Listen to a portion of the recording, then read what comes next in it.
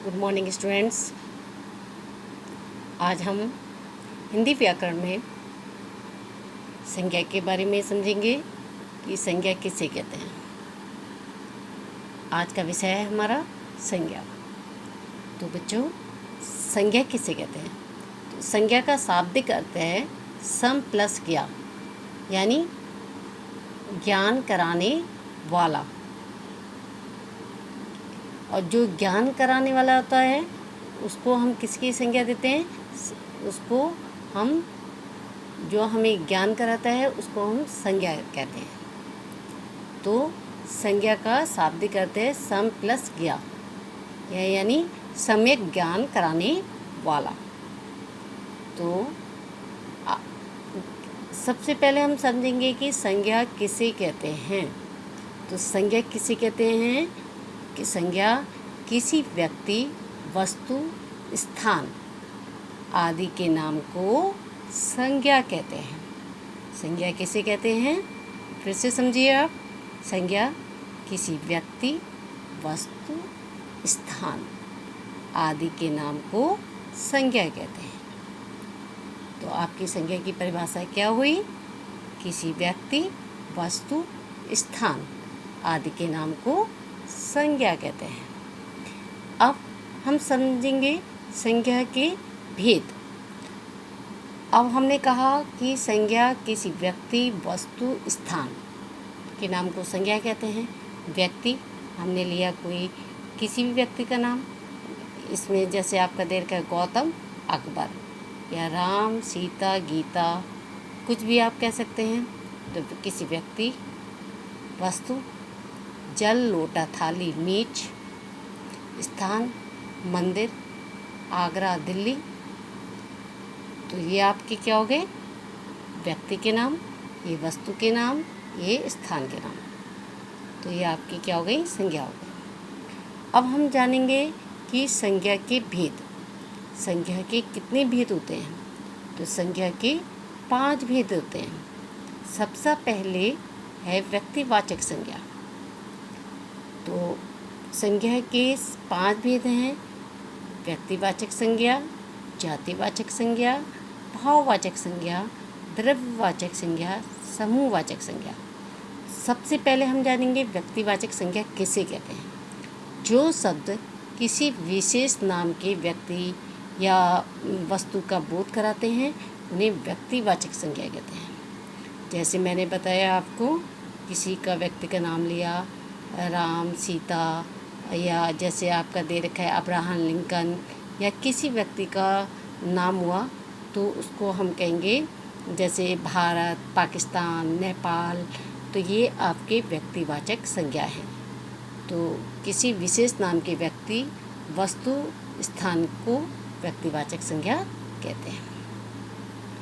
अब इसके अतिरिक्त इसमें नदियों, समुद्रों, समाचार पत्रों और वर्षों, पुस्तकों, पर्वतों आदि के नाम जो जितने आएंगे वो आपकी व्यक्तिवाचक संज्ञा होंगे।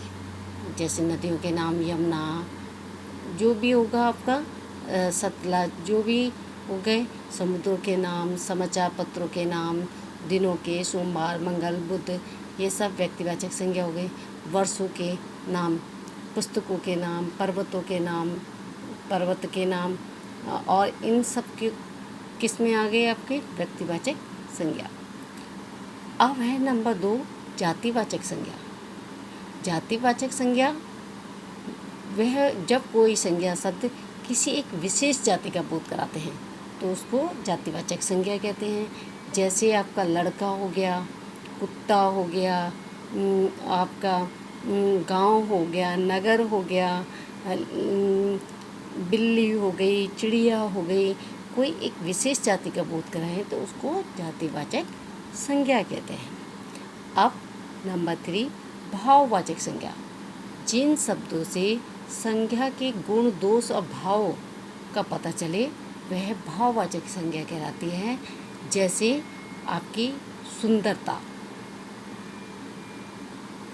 या धैर्य, या अच्छाई, या गुलामी, या आपने कहा धैर्यता, या बुराई। तो जिन शब्दों से संज्ञा के गुण दोष भाव व्यक्त हों उन्हें भाववाचक संज्ञा कहते हैं। अब है नंबर 4 द्रव्यवाचक संज्ञा। जिन संज्ञा शब्दों से हमें किसी विशेष पदार्थ का ज्ञात हो उसे द्रव्यवाचक संज्ञा कहते हैं। जैसे लोहा, सोना, चांदी, पीतल, गेहूँ, चावल आदि। द्रव्य मीन्स किसी पदार्थ का हमें ज्ञात हो। अब जैसे आपका लोहा हो गया, सोना हो गया, चांदी हो गया, पीतल हो गया, ये सब क्या हो गया द्रव्यवाचक संज्ञा के अंतर्गत आते हैं। अब नंबर 5 समूहवाचक संज्ञा। जिन शब्दों से हमें संज्ञा के समूह का बोध हो वह समूहवाचक संज्ञा कहलाती है। और समूहवाचक संज्ञा में आपकी कौन से आए आपके कक्षा, सेना, भीड़, गुच्छा, सभा, जिसमें हमें संज्ञा के समूह का बोध होता है वह समूहवाचक संज्ञा होती है। अब देखिए कक्षा किसी एक बच्चे से तो बनती नहीं है, सेना भी ऐसी है, भीड़, गुच्छा, ये सब क्या है समूह है। समूह से हमें से ज्ञात होता है हमें संज्ञा का, तो वह समूहवाचक संज्ञा कहलाती है।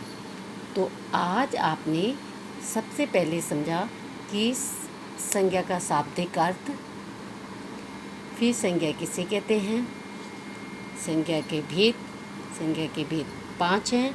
व्यक्तिवाचक संज्ञा, जातिवाचक संज्ञा, भाववाचक संज्ञा, द्रव्यवाचक संज्ञा, समूहवाचक संज्ञा। तो बच्चों आज आपने संज्ञा के बारे में समझा। अब नेक्स्ट वीडियो में हम भाववाचक संज्ञा के भेद के बारे में समझेंगे। Thank you.